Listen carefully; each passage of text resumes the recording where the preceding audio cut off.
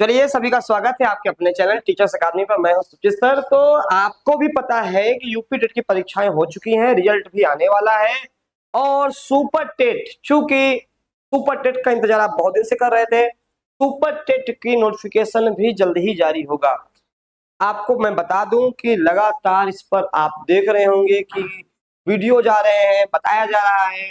ये कुछ क्लियर नहीं कितने पदों पे, लेकिन मुख्यमंत्री ने बकायदे ऑन रिकॉर्ड ये कहा है कि हम 11,000 से अधिक पद शहरी क्षेत्र में देने जा रहे हैं। प्लस ये तो क्लियर है, इसके बाद जो आपका है क्या बोलते हैं, बाकी जो ग्रामीण अंचल में उसको भी जोड़ा जा रहा है। फिलहाल में आपकी क्लासेस स्टार्ट हो चुकी हैं। मैं सुचित सर, हिंदी आपका 20 प्रश्न आते हैं, यानी 20 में 20 जो होगा वह मेरे द्वारा आपको कराया जाएगा। आपको करना क्या है, रेगुलर 8 बजे क्लास लेनी है, रेगुलर क्लास लेनी है। आज हम लोग पहला टॉपिक जो आप देख रहे हैं वह है हिंदी भाषा का परिचय। यहाँ से आपको मैं बताऊंगा कितने सारे प्रश्न आएंगे, और मैं हर एक टॉपिक से बता दूंगा किससे प्रश्न पूछा जाएगा, कितने प्रश्न पूछे जाएंगे, आपको ये भी आइडिया लग जाएगा। तो पूरी थ्योरी चलेगी, प्रैक्टिस चलेगी, टॉपिक वाइज प्रैक्टिस चलेगी, रिविजन चलेगा। आपको पूरे क्या बोलते नोट्स दिए जाएंगे पीडीएफ फॉर्म में, यानी सब कुछ दिया जाएगा हर एक विषय का। यानी सुपर टेट का बैच स्टार्ट हो चुका है, तो आप लोग जो है एकदम तैयारी में लग जाइए, क्योंकि टेट में हमारे बहुत सारे स्टूडेंट क्वालिफाई किए हुए हैं, जब जो आंसर की आई हुई है। चलिए अब सीधे आते हैं आपके इस पे भाषा परिचय पे, ठीक है। तो सबसे पहले हम भाषा पे बात करते हैं। किस पे बात करते हैं? भाषा पे। सबसे पहले अगर आपसे कोई पूछेगा, भाषा को लेकर पूछेगा, भाषा है क्या, ठीक है, भाषा पूछेगा, भाषा किसे कहते हैं, आपको क्या जवाब देना है, क्योंकि आजकल ये भी वन लाइनर में आ जाते हैं। बहुत सिंपल तरीका है, भावों एवं विचारों के, भावों एवं विचारों के, विचारों के आदान प्रदान का माध्यम, आदान प्रदान का माध्यम, माध्यम भाषा कहलाता है। क्या कहलाता है? भाषा कहलाता है, ठीक है, भाषा कहलाता है। क्लियर हो गया? चलिए, यानी भावों एवं विचारों के आदान प्रदान का जो माध्यम होता है वह भाषा कहलाता है। यानी हम देखिए, दो चीज ध्यान रखिएगा। पहला चीज यहाँ पे भाव, दूसरा है विचार, ठीक है। अब जैसे कि हम क्या करते हैं कि कोई चीज देखते हैं हमारे, उसके लिए हमारे मन में भाव आता है, उसी भाव को जब विचार के रूप में हम किसी से कहते हैं, यानी यहाँ पर एक शब्द है आदान और प्रदान।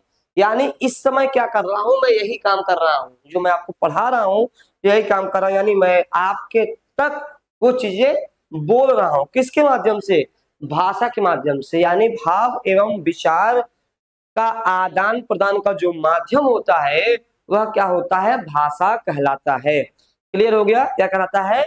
भाषा कहलाता है। चलिए यहां ठीक है, भाषा जो है, भाषा मोस्ट इंपॉर्टेंट है, संस्कृत के, संस्कृत के भाष धातु से बना हुआ है। कई बार परीक्षा में पूछ चुका है, भाष धातु से बना हुआ है, धातु से बना है।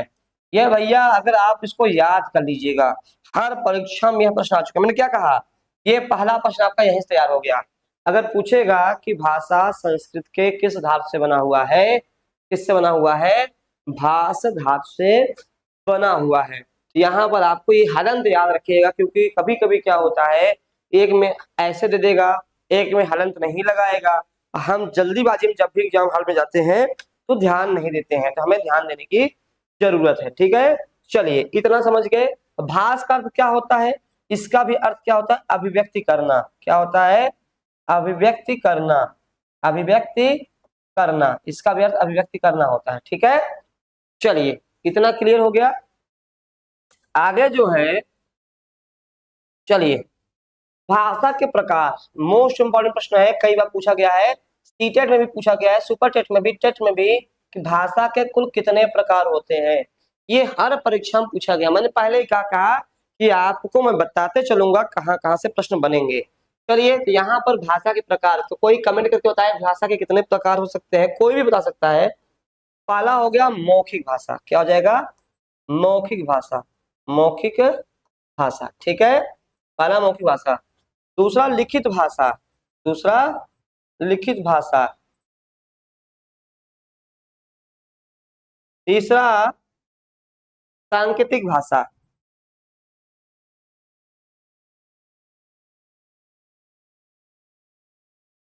सांकेतिक भाषा यानी भाषा कितने प्रकार के हो गए? भाषा 3 प्रकार के हो गए। ऐसे पूछेगा भाषा के प्रकार है 3 4 5 6, ऐसे पूछेगा। आपको ये बताना है कि मौखिक भाषा, लिखित भाषा और सांकेतिक भाषा। मैं यहाँ 2-3 चीजें बताऊंगा आपको, अभी एक चीज समझ में आएगा आपको आगे चल के। इसको हम अस्थायी बोलते हैं। क्या बोलते हैं? अस्थायी या अप्रमाणिक, अस्थायी भाषा बोलते हैं। ठीक है, इसको अस्थायी भाषा बोलते हैं। क्या बोलते हैं? अस्थायी भाषा। अब देखो,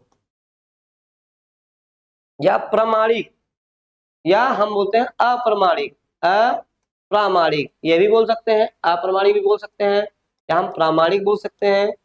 ठीक, प्रामाणिक बोल सकते हैं, दोनों चीजें। अब ध्यान सुनिएगा, ओरल मौखिक मतलब क्या होता है? ओरल। इसको अस्थायी क्यों कहा जाता है या अप्रमाणिक क्यों कहा जाता है? अच्छा, हम लोग पहले एक पिक्चर देखते थे, पहले पिक्चर जो पुराने पिक्चर थे उसमें क्या होता था कि गुंडा किसी का मर्डर कर देता था। अब कोई व्यक्ति जो है मर्डर करते हुए देख लेता था, तो जब हीरो उस व्यक्ति से कहता था कि क्या तुम गवाही दोगे, भैया उसने मर्डर करते हुए देखा है? कहे हाँ बिल्कुल देंगे। लेकिन जैसे ही कोर्ट में पहुंचता था वह व्यक्ति, जब पूछा जाता था कि क्या आपने इनको मर्डर करते हुए देखा है, वो तुरंत अपनी बात से पलट जाता था। नाही साहब, ये तो बड़ा सज्जन हवे, ये तो देवता हवे, ये मच्छर न मार पाही, मर्डर कैसे करही? यानी तुरंत पलट गया। यानी मौखिक भाषा क्या होता है कि अस्थायी होता है। जैसे मैंने किसी के बारे में कुछ कह दिया, भैया फलाने ऐसा रहे, अब फलाने से जाके आप बता दिए कि भैया सूचित ऐसे बताओ तो रहे, फलाने हमसे चलाए पूछा बात, तो हम कहे भैया हम कब कह रहे, बोलो सबूत है का? यानी यहाँ पर मौखिक में क्या होता है कि आप उसमें चेंज हो सकते हैं, बदल सकते हैं, इसलिए इसको हम अस्थायी अप्रमाणिक बोलते हैं। लिखित क्या होता है? लिखित भाषा जो होता है वह प्रामाणिक होता है, क्योंकि जितने भी ऑफिशियल चीजें होती हैं वो सब लिखित भाषा में होती हैं। मान लीजिए आपसे कोई वादा कर रहा है तो कहिए नहीं भैया लिखित में दे दीजिए तभी मैं मानूंगा। लिखित क्या होता है? प्रमाण होता है। जैसे मैं अभी कोई इसमें लिखा हूं, तो कुछ गलती कर दिया हूं, तो आप लोग कहोगे ना सर आपने जो लिखा हुआ है वह गलत कर दिया है। ठीक, आजकल तो किसी की बुराई कर लो ठीक है, आजकल तो शॉट स्क्रीन शॉट चल रहा है, किसी कुछ बोल दो कि स्क्रीन शॉट ले लेगा, वो भी लिखित है, यानी लिखित भाषा। अब यहां से समझिएगा, अभी भाषा की जो सबसे छोटी इकाई जो आप लोग भ्रम खाते हैं, वर्ण या ध्वनि है, इसी से क्लियर हो जाएगा, इसी से क्लियर हो जाएगा। तीसरे नंबर पे सांकेतिक भाषा। सैम्बलिक सबसे ज्यादा इंपॉर्टेंट है। जैसे कभी आप जाते होगे, रेड सिग्नल देखते होगे तो रुक जाते होगे, ग्रीन सिग्नल देखते होगे आगे बढ़ जाते होगे, या आजकल सोशल मीडिया पे व्हाट्सएप पे देखोगे या इंस्टाग्राम पे इमोजी आता है, गुस्से का, प्यार का, बीमारी का, आजकल तो हर चीज का आता है। वो क्या है? सांकेतिक भाषा, यानी किसी को संकेत के माध्यम से आप समझा रहे हैं, जहां पे बोलना ना पड़े। जैसे हमने कहा आप वहां चलेंगे, आपको चाय पीनी है, मतलब मैंने केवल संकेत किया, व्यक्ति समझ गया कि कहने क्या मतलब है। यानी भाषा के 3 रूप होते हैं, मौखिक, लिखित और सांकेतिक। ठीक है, चलिए आगे बढ़ते हैं। जितने भी साथी हैं जुड़ जाएं, यह क्लास पर डे सुबह चलेगी, एक पर डे क्लास सुबह चलेगी, जल्दी से आप लोग जो है आज से ज्वाइन हो जाया करिए। चलिए आगे बढ़ते हैं, ये हो गया, भाषा हो गया। ठीक है, अब आएगा दूसरे नंबर पे लिपि आएगा। क्या आएगा? लिपि आएगा। क्या आएगा? ये पहला हो गया, दूसरे नंबर पे क्या आएगा आपका? लिपि आएगा। चलिए मैं सिलेबस नहीं लिखवाया हूँ, सिलेबस लिखवा दूंगा और टेलीग्राम पे भी डलवा दूंगा, हिंदी का जो सिलेबस है आप देख लीजिएगा। तो भाषा आपका दूसरे नंबर क्या है? लिपि है। अब लिपि क्या है देखिए, अभी तक जो भाषा थी केवल वो मुंह से थी, यानी हम कोई चीज आप तक कहते थे, आप तक ये था, आप तक हम कहते थे, हमारे तक आप कहते थे। लिपि का मतलब क्या होता है कि भाषा के सांकेतिक रूप को, भाषा के सांकेतिक रूप को लिपि कहते हैं। यानी अब क्या हो जाएगा? लिपि मतलब पहचान। जैसे मैं पढ़ा रहा हूं तो मेरी पहचान हिंदी से है कि देखिए ये सुचित सर है, हिंदी पढ़ाते हैं। वैसे ही भाषा में जैसे हमने कहा क, अ, र, यह किसके माध्यम से हो रहा है? यह लिपि के माध्यम से हो रहा है। यानी लिपि मतलब पहचान, यानी भाषा के, अभी तक भाषा बोला जा रहा था, आप तक पहुंच जाता, लेकिन उसे लिखित कोई पहचान नहीं थी। लिखित पहचान करने के लिए हमने लाया लिपि, यानी भाषा के सांकेतिक रूप को क्या बोलते हैं? हम लिपि बोलते हैं। ठीक है, चलिए।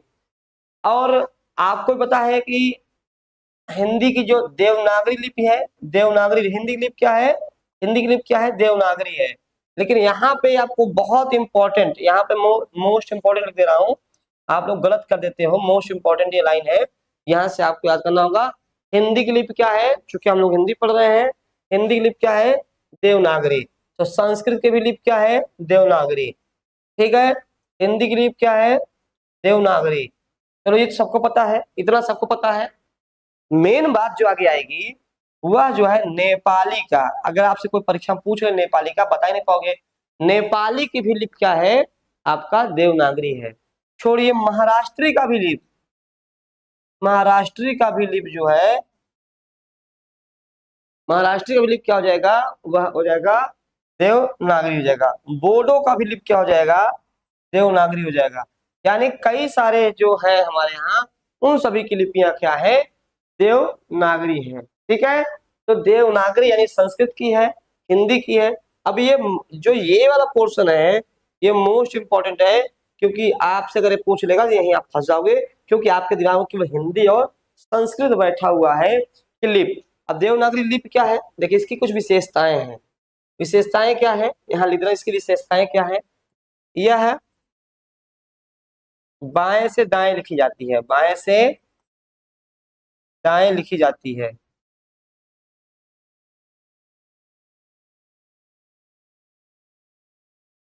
यह बाएं से दाएं लिखी जाती है। देखिए हम लोग क्या कर रहे हैं? बाएं से दाएं लिख रहे हैं। ठीक, हर ध्वनि के लिए एक वर्ण है, यानी हर एक के लिए हम लोग जो है, हर एक के लिए एक वर्ण है। तीसरा है, इसके ऊपर सिरोरेखा होती है। देखो हम लोग सिरोरेखा इसको बोल रहे हो लगा रहे हैं, इसके ऊपर सिरोरेखा होती है, यानी यही इसके ऊपर सिरोरेखा होती है। यानी ये भी विशेषताएं भी पूछ सकता है, ध्यान रखिएगा, विशेषताएं भी पूछ सकता है। चौथा है,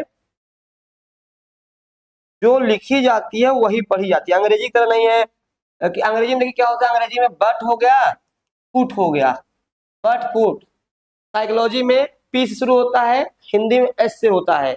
वहां पे बड़ा अंतर। हमारे यहाँ ये चीज वैज्ञानिक, ठीक है, जो लिखी जाती है वही पढ़ी जाती है, यानी जो लिखेंगे वही पढ़ेंगे। और हर एक ध्वनि के लिए, हर एक ध्वनि के लिए अपना अलग है। पांचवा है, यह एक वैज्ञानिक पद्धति है। यह एक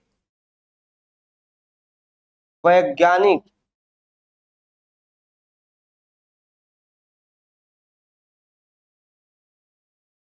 यह एक वैज्ञानिक पद्धति है। समझ में आ गया? यानी यहाँ पर अगर मैं बात करूं, आप देख सकते हैं यह बाएं से दाएं लिखी जाती है। हर ध्वनि के लिए एक अलग वर्ण है, इसके ऊपर सिरोरेखा होती है, जो लिखी जाती है वही पढ़ी जाती है। यह एक वैज्ञानिक पद्धति है। ठीक है, यानी यहाँ पद्धति के स्थान पे हम थोड़ा सा अच्छा कर दें तो मजा आ जाएगा। क्या कर दें? यहाँ पर ये बता रहा हूं आपको, ये कर दें हम लोग वैज्ञानिक लिपि कर दें तो और मजा आ जाए, और शब्द सार्थक लगने लगे। यह एक वैज्ञानिक लिपि है। यानी यहाँ पर आपसे पूछ लिया जाएगा देवनागरी की विशेषताएं, आप विशेषता भी लिख लीजिएगा। ये पूछ लेगा कि नेपाली की कौन सी लिपि है? देवनागरी है। बोडो, अब चूंकि किसी में फंस जाएंगे, आपको लगेगा नहीं क्योंकि आपने पढ़ाई नहीं है। ये आपका भाषा हो गया। ठीक है, भाषा और लिपि हो गया। चलिए आगे देखते हैं, आगे क्या है। चलिए, ये हो गया, लिपि हो गया, भाषा हो गया। सबसे इंपॉर्टेंट है, एक प्रश्न पूछा जाता है, मैं पूछ रहा हूं, आप लोग बताइएगा। हिंदी शब्द की उत्पत्ति, फिर मैं बताऊंगा। हिंदी शब्द की उत्पत्ति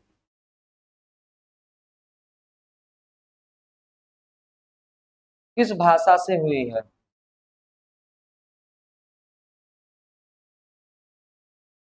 ये प्रश्न पूछा जाता है हर बार। ए संस्कृत, बी पाली, सी अपभ्रंश, डी प्राकृत।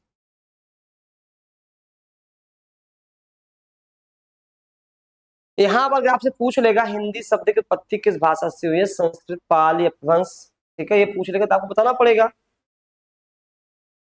ठीक, जल्दी से कमेंट करके बताइए, फिर इसके बाद मैं बताऊं आगे।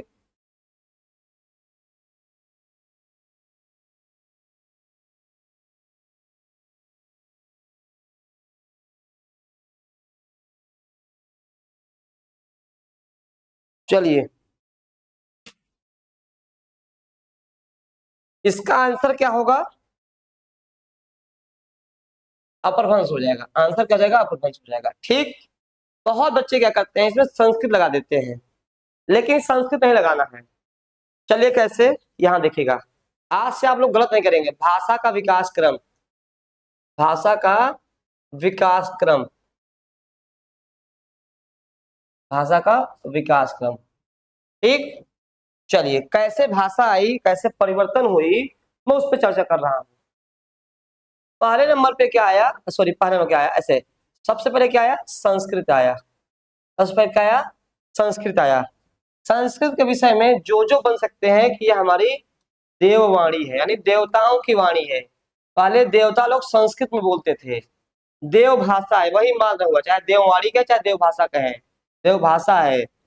आदि जननी है, यानी बहुत आदि मतलब प्राचीन, हमारी आदि जननी यानी पूर्वज है। ठीक है, और हमारा प्राचीन भाषा है, प्राचीन भाषा है।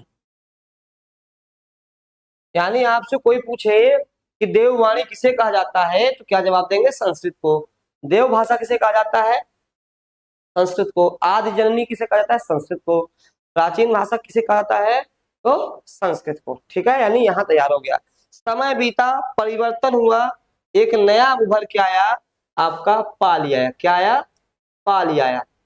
अब पाली आने की जरूरत क्या थी, मैं थोड़ा सा संक्षिप्त में बता दूं। संक्षिप्त में कि उस समय आपको पता होगा कि हमारे यहाँ वर्ण व्यवस्था थी, ब्राह्मण, क्षत्रिय, वैश्य और शूद्र। उस समय आपको पता है कि जो चौथा वर्ग था, शूद्र को पढ़ने का अधिकार नहीं था। नहीं था का मतलब ये नहीं था कि वो पढ़ना नहीं चाह रहे थे। महात्मा बुद्ध जब आए, उन्होंने देखा कि इतना ज्यादा ऊंच नीच जाति पात सब फैला हुआ है, कोई ऐसा धर्म लाया जाए जो सबके लिए बराबर हो, जिसमें ऊंच नीच छुआछूत और वर्ण व्यवस्था ना हो। तो उन्होंने क्या किया कि उसके लिए एक ऐसी भाषा को चुनने का प्रयास किया कि जो बिना पढ़े लिखे वालों को भी समझ में आती हो। ठीक है, ऐसी भाषा जो बिना पढ़े लिखे वालों को भी समझ में आती हो। उस समय एक भाषा थी ऐसी जो ग्रामीण अंचल की, वह भाषा थी पाली, जिसको पढ़ा लिखा व्यक्ति भी, गैर पढ़ा लिखा व्यक्ति भी दोनों समझता था, बोलता था। इसलिए उन्होंने अपने धर्म का प्रचार पाल में किया, और निश्चित तौर पे उस धर्म में सबसे अगर कोई आएगा तो बस चौथा वर्ग आएगा, क्योंकि सबसे अपेक्षित वही था। वहां पे सबके लिए रास्ते बुद्ध जी ने खोल दिए, और पाली भाषा में उन्होंने अपने धर्म का प्रचार किया।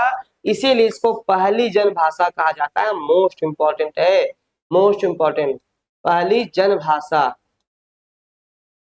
पहली जन भाषा किसे कहते हैं हम? पाली को कहते हैं। फिर आया क्या? आया प्राकृत आया। क्या आया? प्राकृत आया। प्राकृत क्या होता है? इसमें जो है क्या हुआ कि जैन धर्म लोगों ने अपने धर्म का प्रचार किया। जो जैनी थे उन्होंने अपना धर्म का प्रचार किया। ये एक्चुअल में, और ये तो ग्रामीण क्षेत्र की थी, ये थोड़ा सा और जो है क्या बोलते हैं, जो क्या बोलते हैं, पहाड़ में लोग रहते थे, उस टाइप का। तो यहाँ से कोई क्वेश्चन नहीं बनेगा। फिर आया अपभ्रंश। क्या आया? अपभ्रंश। अपभ्रंश, ठीक है, अपभ्रंश आया। अपभ्रंश जिसको हम बोलते हैं बिगड़ा हुआ, बिगड़ी हुई भाषा, बिगड़ी हुई भाषा। देखो ये सब मैं समझा रहा हूँ आपको, सब कुछ क्लियर रहे। टूटी फूटी भाषा, टूटी फूटी भाषा। अब मान लो पूछ लिया जाए, भैया हम अपभ्रंश को बिगड़ी हुई भाषा या टूटी फूटी भाषा क्यों बोलते हैं, क्या कारण है? बहुत सरल तरीके से समझाना है आपको कि भैया अभी भी संस्कृत तो चल ही रहा था। जैसे आज हम लोग क्या करते हैं, इंग्लिश बोलते हैं, इंग्लिश नहीं, English, what are you doing, और कैसे हो भाई, इतनी अंग्रेजी आती है, यानी हम लोग इंग्लिश बोलते हैं, हिंदी प्लस इंग्लिश यानी। और आज भी हमारे समय में, वर्तमान समय में इंग्लिश जो बोलता है तो बड़ा हवा हो जाता है, अच्छा इंग्लिश आती है तब तो बड़ा वो है, यानी इंग्लिश का ये हवा है क्योंकि इंटरनेशनल लैंग्वेज है। वैसे ही संस्कृत उस समय सबसे प्रतिष्ठित भाषा थी। भाई संस्कृत इस काल में भी चल रही थी, संस्कृत इस काल में भी चल रही थी, संस्कृत इस काल में भी चल रही थी, संस्कृत आज भी चल रही है। यानी संस्कृत का अस्तित्व जो है अभी भी बना हुआ था, अभी भी वह उच्च कुलीन भाषा थी। यानी इस समय, इस पीरियड में जो लोग संस्कृत बोलते थोड़ा बहुत, अपने आप को बड़ा बेस्ट मानते थे और उनको संस्कृत नहीं आती थी, यानी वो टूटी फूटी या बिगड़ी हुई संस्कृत बोलते थे। तुम किम गच्छसि और रामू ठीक है, यानी तुम किम गच्छसि, यानी फिर सीधे अपने भाषा में आ गए, यानी टूटी फूटी संस्कृत बोलने का प्रयास करते थे या टूटी फूटी भाषा बोलने का प्रयास करते थे। सुना गया। इसके बाद बच्चों आता है आपका हिंदी आती, क्या आती है, हिंदी आती है, क्या आता है, हिंदी आता है, ठीक है। ये भाषा का विकास क्रम है, मोस्ट इंपॉर्टेंट है, हर बार परीक्षा में प्रश्न पूछा गया है, हर बार, ठीक। यहाँ पर जो है हिंदी, अब चूंकि हिंदी की उत्पत्ति मैंने प्रश्न पूछा था, अब बताइए हिंदी कहाँ से निकली हुई है, यहाँ से निकली हुई है। अब हम लोग क्या बता रहे हैं, संस्कृत बता रहे हैं, नहीं भैया, संस्कृत हमारी पूर्वज है, आदि जननी है, क्या है, आदि जननी है, ठीक। यानी हिंदी की उत्पत्ति किससे हुई है, अपभ्रंश से हुई है, क्योंकि ठीक इससे निकली हुई है। भाई जो जिससे निकलता है उसी से अपभ्रंश होता है, संस्कृत नहीं होगा। संस्कृत हमारी पूर्वज है, यानी हमारी देखिए पीढ़ी 1 2 3 4 5, पांचवें नंबर पे हिंदी आ रही है। ये चीजें हमें ध्यान देनी है, ठीक है। तो इतना आपको समझ में आ गया ये चीजें। अब इसमें भी क्या हो जाएगा, अपभ्रंश में भी क्या हो जाएगा, सौर सेनी अपभ्रंश, सौर सेनी अपभ्रंश, सौर सेनी अपभ्रंश, ठीक है। सौर सेनी अपभ्रंश जो है हिंदी की उत्पत्ति, हिंदी की उत्पत्ति, हिंदी की उत्पत्ति, यानी अगर आपसे थोड़ा और डिटेल पूछेगा तो सौर सेनी। अब मैं बता दूं क्यों, अभी मैं इसका कारण बता दे रहा हूं।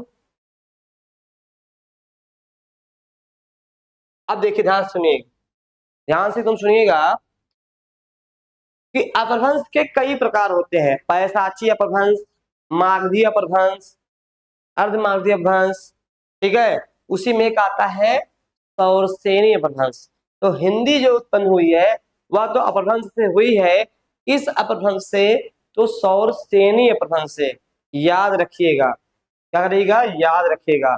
तो अगर दो प्रश्न पूछेगा, हिंदी की जननी, या पूछेगा हिंदी की जननी और जन्म देने वाली, हिंदी की जननी, हिंदी की जननी पूछेगा, क्या लगाना है, अपभ्रंश लगाना है, कौन सा, सौरसेनी अपभ्रंश, ठीक।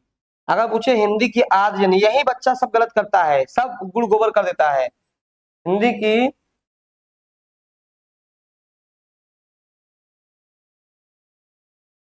आदि जननी, तब हम जाएंगे संस्कृत में। ये देखिए दोनों मोस्ट इंपॉर्टेंट है,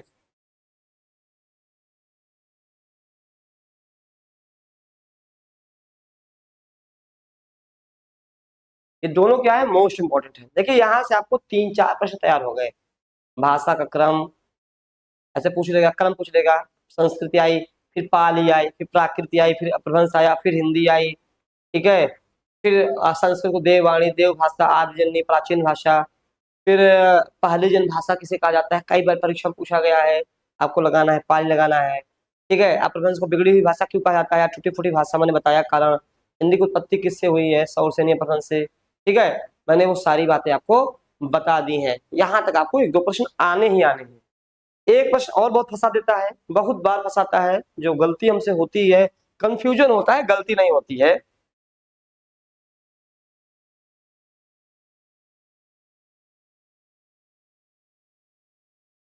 चलिए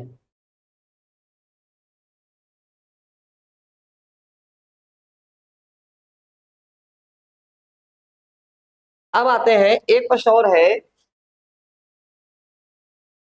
हिंदी शब्द,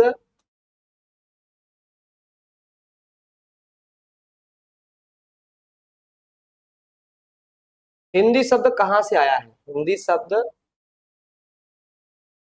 कहाँ से आया है या कहाँ से लिया गया है, ठीक है। ये प्रश्न कभी पूछा है, पहला मैं लिख दे रहा हूं, संस्कृत बताना है आपको, बी अपभ्रंश, सी अरबी और डी फारसी। मोस्ट इंपोर्टेंट प्रश्न है, मोस्ट इंपोर्टेंट प्रश्न है, दोनों प्रश्न बड़े इंपॉर्टेंट है। हिंदी की उत्पत्ति और संस्कृत शब्द कहां से आया है, मोस्ट इंपॉर्टेंट है।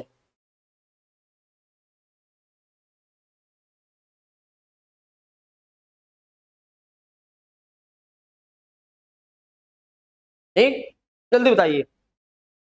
चलिए आंसर मैं दे रहा हूँ, फिर मैं बता रहा हूँ। आंसर बच्चों क्या हो जाएगा, फारसी हो जाएगा। गलती मत करिएगा, अब मैं समझाने का प्रयास कर रहा हूँ। देखिए, जैसे हम लोग क्या करते हैं कि हम लोग जन्म अपनी माँ से लेते हैं, ठीक है, लेकिन जो बच्चे का नाम होता है या बच्चियों का जो नाम होता है वह कोई ना कोई रख देता है, कभी मौसी रख देती है, कभी चाचा रख देता है, वो कभी बुआ रख देती है, यानी उसका नाम, यानी जो हिंदी शब्द है यह शब्द कहाँ का है, किस जगह से आया है, उत्पत्ति नहीं पूछा है, नाम पूछा है। जैसे मेरा नाम सुचित है, ये सुचित नाम रखा कौन है, सुचित आया कहां से, वही सेम पूछा जा रहा है। चलिए इसके पीछे मैं कहानी बता दूं। आपको भी पता है कि हमारे यहाँ कहते ना कि कोस कोस पे बदले पानी, कोस कोस पे बदले बोली, ठीक है, यानी हम यहाँ प्रयागराज में हैं तो अवधी बोल रहे हैं, बनारस जाएंगे भोजपुरी बोलेंगे, मथुरा जाएंगे ब्रज बोलेंगे, रीवा जाएंगे बघेली बोलेंगे, समझ रहे हैं, साउथ में जाएंगे तो अलग ही है, यानी हमारे यहाँ कोस कोस पे भाषा बदल रही है। हुआ क्या, एक बार मैं बता दूं आपको, पंजाब, आपको पता है पंजाब को विदेशियों का प्रवेश द्वार कहा जाता था, यानी जितने भी विदेशी ज्यादातर आते थे वह पंजाब के रास्ते से भारत आते थे। पंजाब में एक नदी बहती है, क्या, सिंधु नदी, क्या होती है, सिंधु नदी। तो जो ईरानी थे, ईरानी ईरानी लोग कहाँ है, पंजाब के रास्ते भारत में प्रवेश किए। अब चूंकि हम लोग भी इतने अंतर है भाषा में, भाई ये तो विदेशी हैं, भाषा में अंतर होगा ही। और जो सिंधु नदी के पास रहते थे उनको क्या बोलते थे, सिंधी वासी। जैसे हम लोग इलाहाबादी, जो इलाहाबाद से रहता है इलाहाबादी, जो बनारस रहता है बनारसी, ठीक है, हम लोग ऐसे नहीं बोलते आजमगढ़िया, आजमगढ़ में जो बोलता है आजमगढ़िया, ऐसे ही सिंधु नदी के पास रहने वाला सिंधी वासी। अब इनके साथ एक क्या थी कि ये स को भैया ह बोलते थे, स को क्या ना बोल के ह बोलते थे, यानी इन्होंने क्या कर दिया, सिंधु न बोल करके हिंदू बोल दिया, और यहाँ पर क्या बोल दिया, हिंदी बोल दिया। कालांतर समय में यानी कुछ ईरानी और आए, उनमें और चेंजेस थी, उन्होंने क्या किया, वही चीज आपको क्या कर दिया, हिंदू कर दिया, और यही सेम चीज क्या कर दिया, हिंदी कर दिया।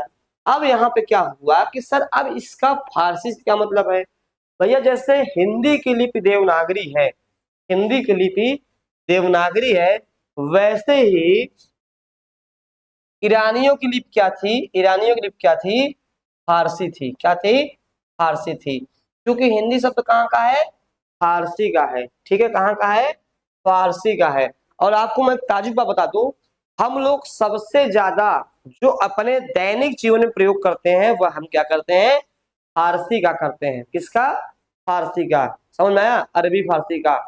क्योंकि हमारे जीवन में इतने घुल मिल गए हम जान ही नहीं पाते हैं, और शुद्ध हिंदी तो कोई बोलता ही नहीं है, हम लोग नहीं बोलते हैं पढ़ाते हुए, आप लोग क्या बोलेंगे, ठीक। तो हिंदी शब्द कहां से आया, फारसी से आया, क्यों आया, मैंने रीजन बता दिया, एक रीजन बता दिया कि क्या रीजन था जो कि आपका आया।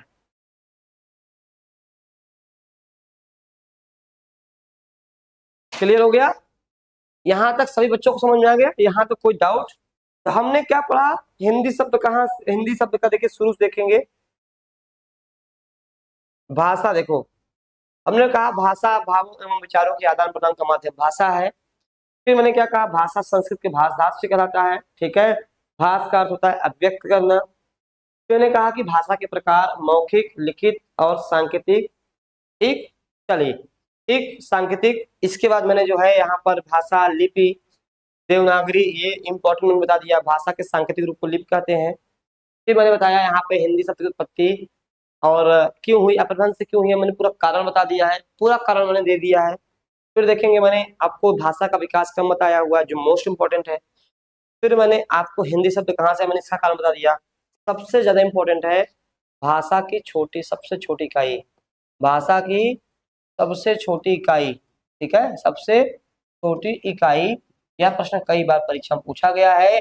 कई बच्चे ध्वनि लगा के आते हैं, कई बच्चे जो है वर्ण या अक्षर लगा के आते हैं। तो ये क्लियर हो जाएगा कि ध्वनि है या वर्ण या अक्षर है। चलिए आप देखिएगा, यहाँ पर देखिएगा मौखिक रूप से भाषा की सबसे छोटी इकाई, सबसे छोटी इकाई क्या है, आपका ध्वनि है। ठीक है, अभी मैं समझाऊंगा। चलिए, लिखित रूप से भाषा की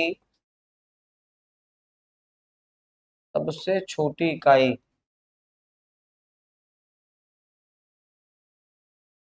वर्ण या अक्षर है।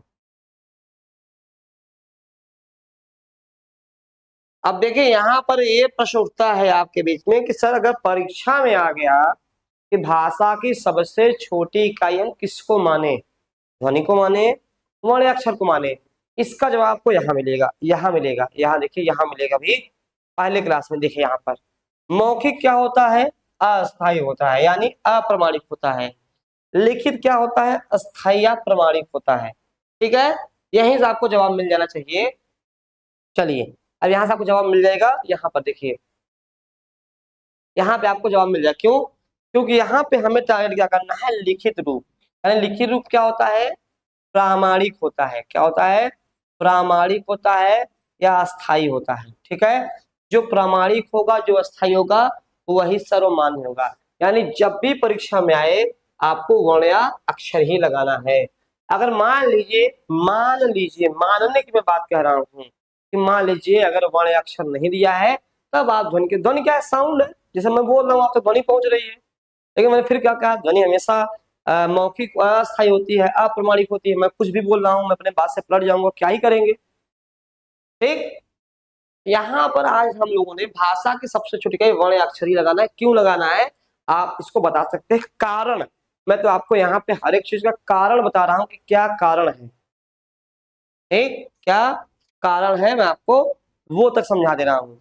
यानी आज हम लोगों ने पूरा भाषा का परिचय पढ़ लिया है और इससे दो प्रश्न आपके आएंगे। कितने प्रश्न आएंगे, दो प्रश्न यहाँ से आपको देखने को मिलेंगे सुपर टेट में। ठीक है, दो प्रश्न देखने को सुपर टेट में मिलेंगे। तो नया बैच हमारा स्टार्ट हो गया है, सभी विषय का चल रहा है। यहाँ पे 2026 महा ऑफर अभी 3 दिन के लिए चल रहा है।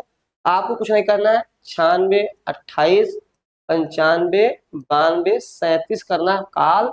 ऑफलाइन अगर आपको चाहिए तो ऑफलाइन जो है, ऑफलाइन 3 से 7 बजे तक चलता है प्रयागराज में, बालसन चौराहा के पास। ठीक है, प्रयागराज में आप फोन कर सकते हो।